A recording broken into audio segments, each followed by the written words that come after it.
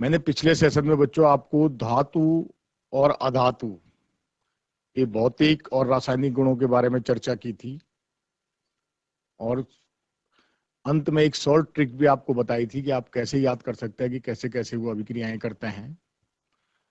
अब बच्चों मैं आज शुरू करूंगा कि अब हम प्रकृति से धातु कैसे प्राप्त करते हैं, है ना। धातुओं की प्राप्ति या धातु की हम प्रकृति से कैसे प्राप्त करते हैं, इस बारे में आज के सेशन में आप लोगों से चर्चा करूंगा। मुझे आशा है कि आप लोग पाठ पे ध्यान देंगे और ध्यान देने के साथ साथ जो है अपने पाठ का एंजॉय भी करेंगे। तो आओ चलते हैं हम लोग।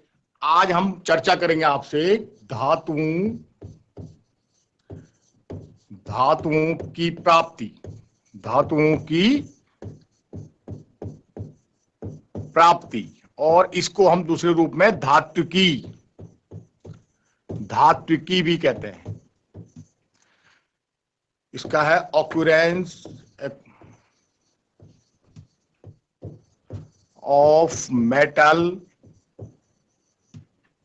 ठीक है। धातुओं की प्राप्ति कैसे हम प्राप्त करते हैं, और इसको हम दूसरे रूप में मेटलर्जी भी कहते हैं। तो सबसे पहले धातुओं की प्राप्ति चैप्टर को शुरू करने से पहले मैं कुछ परिभाषाएं आप लोगों को बताना चाहूंगा और चाहूंगा कि आप लोग इसको याद करेंगे। तीन चीज हमारे पास मुख्य रूप से है। पहले हमारे पास है खनिज, जिसको कहते हैं मिनरल्स। कई बार आपने सुना होगा मिनरल्स किसे कहते हैं, तो मेरे साथ साथ आप ये डेफिनेशन लिखेंगे। खनिज समूहित, ये डेफिनेशन सब लोग लिखना चाहेंगे, उसके बाद हम चर्चा करेंगे। समूहित पदार्थ जिसमें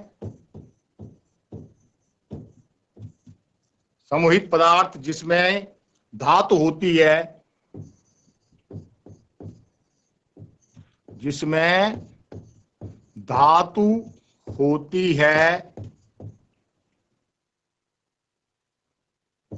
तथा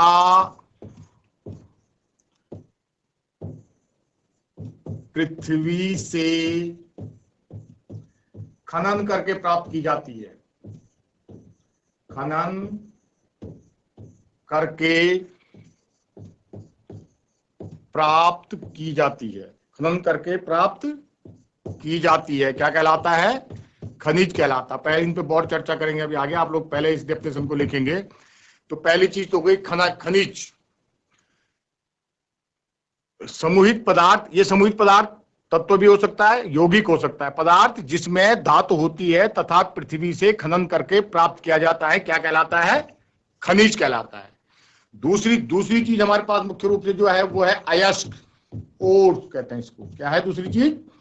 अयस्क, और। तो अयस्क की परिभाषा भी आप मेरे साथ लिखेंगे। अयस्क की परिभाषा वे खनिज, ये परिभाषाएं पहले हम लिख लें फिर बात करते हैं।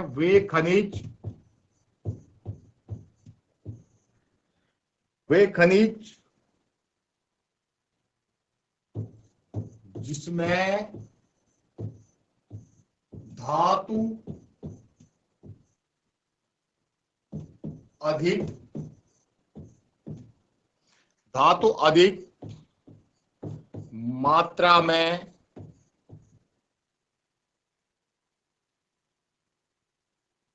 मात्रा में होती है तथा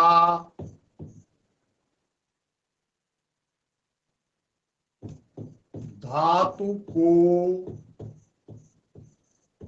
आसानी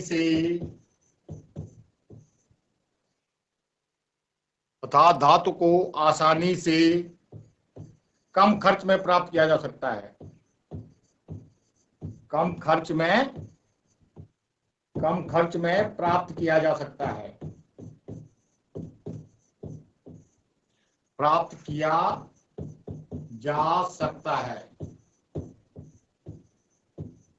तो क्या कहलाते हैं वो? अयस्क कहलाते हैं। क्या कहलाते हैं? अयस्क कहलाते हैं वो। ठीक है भाई। तो बच्चों, और अगली चीज है इसमें गैंग। NGUE, gang. ये तीन चीजें अभी बात कर रहा हूं मैं, पहले डेफिनेशन लिखेंगे फिर इस पे बात करते हैं। गैंग, तो जो प्रकृति में हमको अयस्क मिलते हैं, समझ लो, अयस्क में जो है, अयस्क में मिली हुई अशुद्धियां, मिली हुई अशुद्धियां। अब वो अशुद्धियां क्या क्या हो, देखो कौन कौन सी मिली हुई, अयस्क में मिली हुई अशुद्धियां।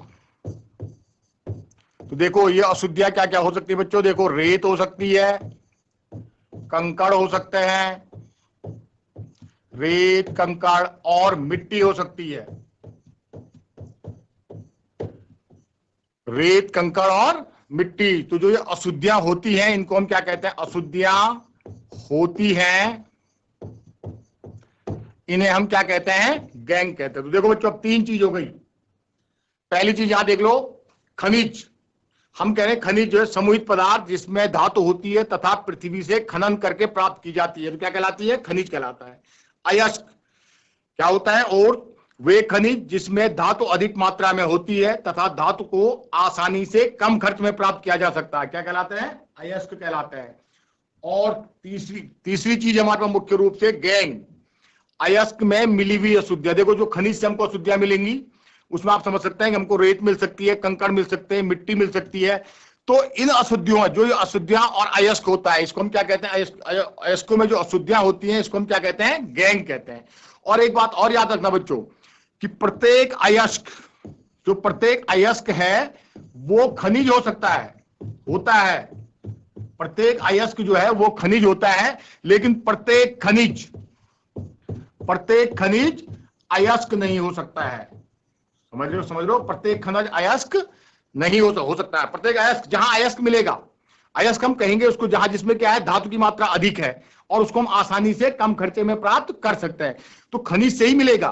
तो प्रत्येक अयस्क जो है खनिज हो सकता है, लेकिन प्रत्येक खनिज अयस्क नहीं हो सकता है। ठीक है बच्चों, तो देखो ये तीन चीजें हम लोग क्लियर समझ गए हैं। ये तीनों चीजें हमारे पास क्या क्या चीजें हुई थी, खनिज और अयस्क और गैंग। अब हम बात करना चाह रहे हैं कि इसमें धातुओं का, अब देखो हम कैसे धातुओं को प्राप्त करते हैं, इसको हम नए चैप्टर से शुरू करेंगे कि हम इसको कैसे, धातुओं को कैसे प्राप्त करते हैं। तो बच्चों देखो एक शब्द मैंने अभी कहा था, फिर एक शब्द आता है इसमें, सबसे पहले जरा इसको भी आप थोड़ा समझ लो, धातुक्रम। या इसको धातु की भी कहते हैं, धातुक्रम किसे कहते हैं, धातुक्रम। तो ये लिख रहे हैं, इस धातुक्रम को कहते हैं अयस्क से शुद्ध धातु को प्राप्त करने की पूरी प्रक्रिया को, अयस्क से शुद्ध धातु को प्राप्त करने के पूरे प्रक्रम को, प्राप्त करने के संपूर्ण प्रक्रम को क्या कहते हैं हम, संपूर्ण प्रक्रम को क्या कहते हैं हम, धातुक्रम कहते हैं। क्या कहते हैं हम, धातुक्रम कहते हैं। अब देखो बच्चों, अब हम बात करेंगे कि हम कैसे अयस्क से कैसे करके हम जो है धातुओं को प्राप्त करते हैं। तो देखो जो हमारे पास धातु, अब हम बात करेंगे धातु को हम कैसे प्राप्त करते हैं। तो मुख्य रूप से हम तीन प्रक्रमों में इसको प्रयोग करते हैं। पहली चीज हमारे पास, देखो मैं बात कर रहा हूं धातुओं का समृद्धिकरण, धातुओं का अयस्कों का समृद्धिकरण।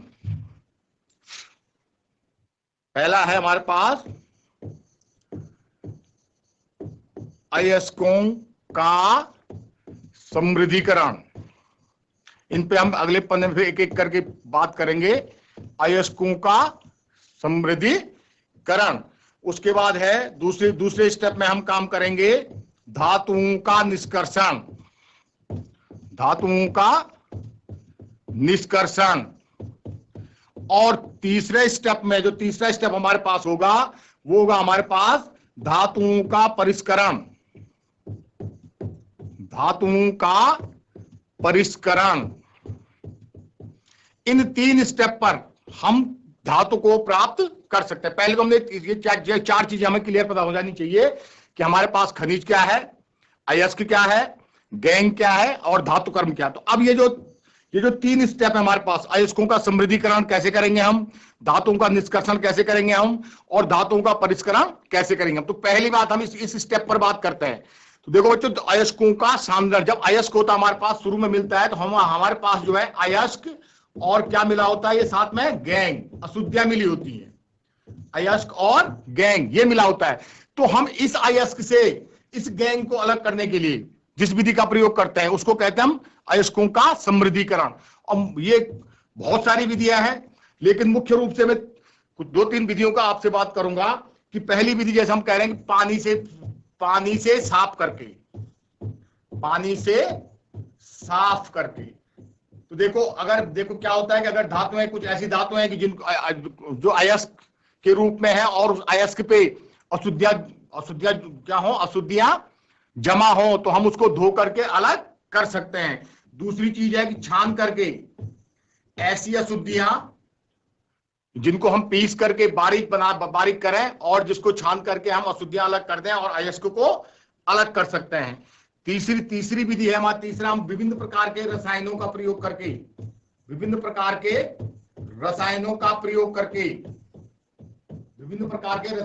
प्रयोग करके हम क्या कर सकते हैं, अयस्कों का समृद्धीकरण कर सकते हैं। और एक विधि और मैं कह रहा हूं कि चुंबकीय उपयोग के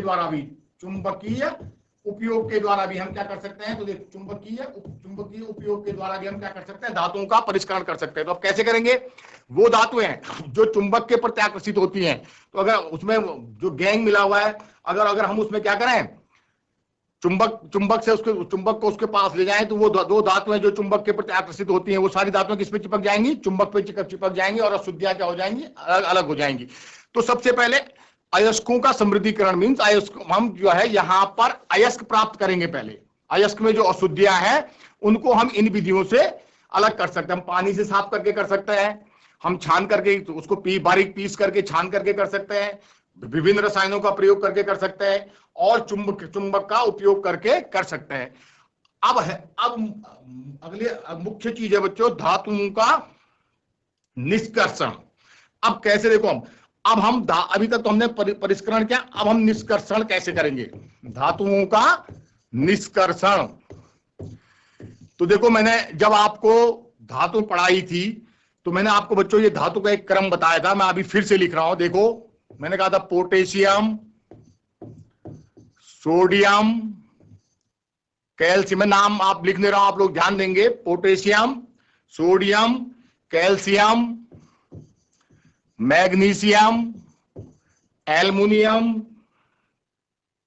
zinc, iron, lead, tin, copper, mercury, AG चांदी और एयू गोल्ड, ये हमारे पास मुख्य रूप से धातुएं थी। ठीक है ना, हमने पहले इन पर बात की थी कि मुख्य रूप से हमारे पास ये धातुएं हैं। इन धातुओं को हमने 3 कैटेगरी में बदला था। हमने कहा था कि जो ये धातुएं हैं एल्युमिनियम तक, ये कैसी धातुएं हैं, अधिक क्रियाशील धातुएं हैं। कैसी धातुएं हैं ये, अधिक क्रियाशील धातुएं हैं। और ये जो धातुएं थी, ये कैसी धातुएं थी, ये मध्यम क्रियाशील धातुएं हैं। कैसी धातुएं हैं, मध्यम क्रियाशील धातुएं।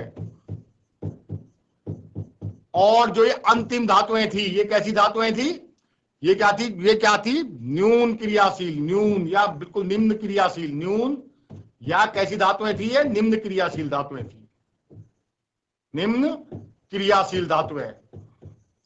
इस प्रकार से बात हुई थी, निम्न क्रियाशील धातुएं। तो देखो, इन धातुओं को हमने 3, ये बहुत, जो अब ये चीज याद रखो, अब हम निष्कर्षण की बात कर रहे हैं तो हम कह रहे हैं कि जो सबसे अधिक क्रियाशील धातुएं होती हैं, ये प्रकृति में स्वतंत्र रूप में नहीं पाई जाती हैं। ये स्वतंत्र अवस्था में नहीं पाई जाती हैं, ये स्वतंत्र अवस्था में नहीं पाई जाती हैं। ठीक है बच्चों, ये स्वतंत्र अवस्था में नहीं पाई जाती हैं। तो इनको प्राप्त करने के लिए हम एक एक की चर्चा करेंगे, लेकिन अभी समझ लो, इनको प्राप्त करने के लिए हम इनका क्या करते हैं, विद्युत अपघटन करते हैं। क्या करते हैं, विद्युत अपघटन करता है इनका, ठीक है। और देखो अब जो ये हमारे पास मध्यम क्रियाशील धातु हैं बच्चों, ये मध्यम क्रियाशील धातु हैं, ये मुख्य रूप से हमारे पास बहुत सारे अयस्क होते हैं, लेकिन मुख्य रूप से ये 3 प्रकार के अयस्कों में पाया जाता है। सल्फाइड अयस्क के रूप में पाया जाता है, ये धातुएं सल्फाइड अयस्क के रूप में पाई जाती हैं।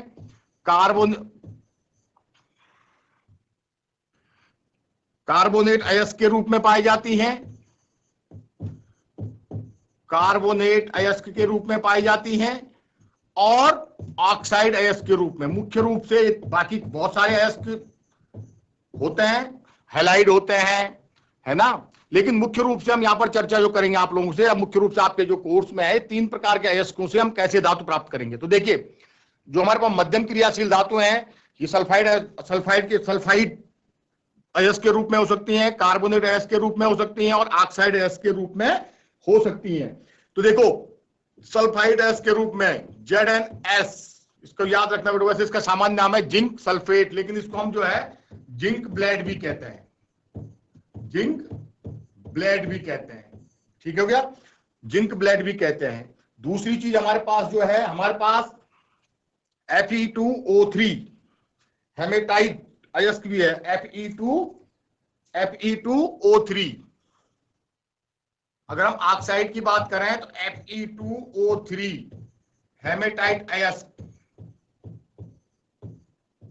ये अब देखो ये है हेमेटाइट अयस्क, और अंतिम हमारे पास एक अगर कार्बोनेट अयस्क की बात करें हम तो ZnCO3, इसको हम कहते हैं, इस अयस्क को कहते हैं कैलामाइन, कैलामाइन। अब देखो इनके वैज्ञानिक, इनके रासायनिक नाम है, लेकिन देखो अब अगर हम बात कर रहे हैं जिंक सल्फेट की, तो इस जिंक सल्फेट से हमको कौन सी धातु प्राप्त होगी, जिंक प्राप्त होगी। या जिंक कार्बोनेट है, इससे हमको कौन सी धातु प्राप्त होगी, जिंक प्राप्त होगी। ये हमारे पास Fe2O3 हेमेटाइट है, इससे कौन सी धातु प्राप्त होगी, Fe धातु प्राप्त होगी। लेकिन बच्चों ध्यान रखना, हमेशा हमको जो है ऑक्साइड से, जो हमारे पास ऑक्साइड है, ऑक्साइड से हमको धातु प्राप्त करना आसान होता है। तो इसलिए हम सबसे पहले क्या करते हैं कि जो ये सल्फाइड आयन भी है और ये कार्बोनेट आयन भी है, इनको किस में बदल देते हैं, हम ऑक्साइड आयन में बदल देते हैं, और ऑक्साइड आयन के फलस्वरूप हमें क्या प्राप्त होती है, शुद्ध धातु प्राप्त होती है। और अंतिम में हमारे पास जो न्यून और निम्न क्रियाशील धातु है, तो देखो ये ये जो धातुओं की बात कर रहा हूं मैं, ये अधिकांश धातुएं हमें प्रकृति में किस अवस्था में पाई जाती हैं, मुक्त अवस्था में पाई जाती है। किस अवस्था में पाई जाती है, मुक्त अवस्था में पाई जाती है। तो अब एक बार इसको क्लियर समझ लो कि धातु का जो निष्कर्षण करेंगे हम, तो हमने धातुओं को क्रियाशीलता के घटते हुए क्रम में, ये क्रियाशीलता का क्या है, घटता हुआ क्रम है, तो घटते हुए क्रम में लिखे तो जो सबसे अधिक क्रियाशील धातुएं हैं वे कभी भी स्वतंत्र अवस्था में नहीं पाई जाती हैं। और कैसे अगर इनको हमको प्राप्त करना है तो किस विधि से प्राप्त कर सकते हैं, हम इनको विद्युत अपघटन विधि से प्राप्त करते हैं। किससे प्राप्त करते हैं, विद्युत अपघटन विधि से प्राप्त करते हैं। जो मध्यम क्रियाशील धातुएं हैं ये मुख्य रूप से किन किन अयस्कों में पाई जाती हैं, सल्फाइड अयस्क में, कार्बोनेट अयस्क में और ऑक्साइड अयस्क में। इनके उदाहरण में तीनों आपको बता रहा हूं, जिंक सल्फाइड, जिंक कार्बोनेट और फेरिक ऑक्साइड। इनको जब इनका जो रासायनिक नाम है जिंक ब्लेड, कैलामाइन और हेमेटाइट। ये लोहे का ऑक्साइड अयस्क है, ये जिंक का कार्बोनेट अयस्क है, और ये जिंक का सल्फाइड अयस्क है। और इन सब में जो ऑक्साइड अयस्क है उससे धातु प्राप्त करना सबसे आसान होता है। अतः हम सबसे पहले क्या करेंगे, इन सल्फाइड अयस्क को और कार्बोनेट अयस्क को ऑक्साइड अयस्क में बदलेंगे, और उसके बाद उस पर क्या करेंगे, हम शुद्ध धातु प्राप्त करेंगे। और जो ये निम्न धातु है, देखो Cu, Hg, Ag और Au, ये क्या है, कम क्रियाशील धातुएं हैं, और ये अधिकांश धातुएं कहां पाई जाती हैं, प्रकृति में मुक्त अवस्था में, या जिसको हम कहेंगे स्वतंत्र अवस्था में पाई जाती हैं। अब हम बच्चों बात करेंगे कि हम कैसे इन धातुओं को प्राप्त करते हैं। तो सबसे पहले हम बात करेंगे कम क्रियाशील धातुओं का निष्कर्षण। हम सबसे पहले बात करेंगे कम क्रियाशील